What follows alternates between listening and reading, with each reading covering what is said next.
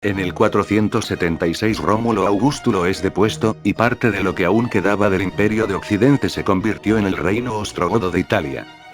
En 535, buscando restaurar al imperio completo, el Imperio Romano de Oriente invade Italia, desapareciendo el reino ostrogodo convirtiéndose en una provincia de Constantinopla. Sin embargo, el pueblo de los lombardos invade parte de Italia. Se crea así el exarcado de Rávena en el territorio que pudieron mantener. Sin embargo, en el 751, los lombardos se harían con todo el control de la península expulsando a los bizantinos. Más, en el 756, el reino franco invadiría Italia derrotándolos. En mitad de la guerra, en el 754 se le daría legitimidad al Papa sobre el antiguo territorio del exarcado, naciendo así los estados pontificios, como una monarquía teocrática con el Papa como gobernante. En el 824, se reconoce la afiliación de los estados papales al reino franco. Con la partición del Imperio carolingio, los estados papales quedan a la deriva.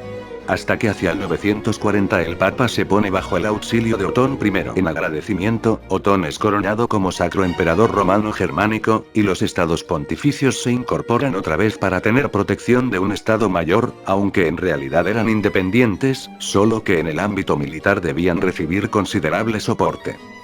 Un par de décadas luego, los estados árabes le arrebatan Jerusalén, la Tierra Santa, al Imperio Romano de Oriente. Y cuando el patriarca de Constantinopla pide ayuda al Papa Urbano II, este decide aprovechar la oportunidad para combatir contra los enemigos de su fe y debilitar al cristianismo ortodoxo al recuperar la tierra prometida. Así, se convoca a la primera cruzada, que resultó un éxito cristiano, y la instauración del Reino Cruzado de Jerusalén. Pero en poco menos de 2 siglos es recuperada por los musulmanes. Desde aquí, el estado de la Iglesia pasa a un segundo plano y fracasa en sus otros intentos de reconquistar Jerusalén. Su poder e influencia fue decayendo lentamente al pasar de los siglos.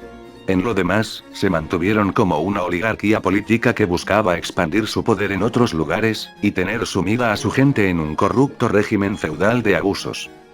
Luego de la caída de Constantinopla, su influencia se debilitaría aún más, y cada vez más las iglesias de los países eran más independientes de la central de Roma. Desde finales del siglo XV la Iglesia comenzaría a recaudar indulgencias para fondos destinados al mejoramiento y mantenimiento de la Basílica de San Pedro y otros lugares. Por esto y más, es que ocurriría la Reforma Protestante, que hizo que muchos más países se separaran de Roma. Podemos resaltar brevemente el papado del polémico Alejandro VI, y de su hijo, César Borja, quien fue general del ejército pontificio y la llevó a su mayor extensión.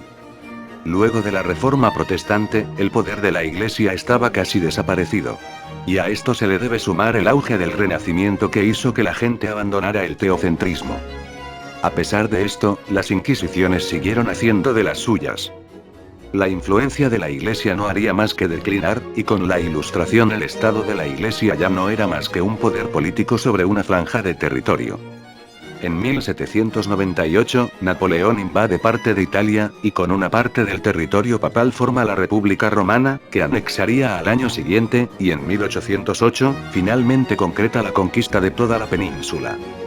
En 1815 los estados pontificios son restaurados, pero Italia entraba en una época de grandes cambios.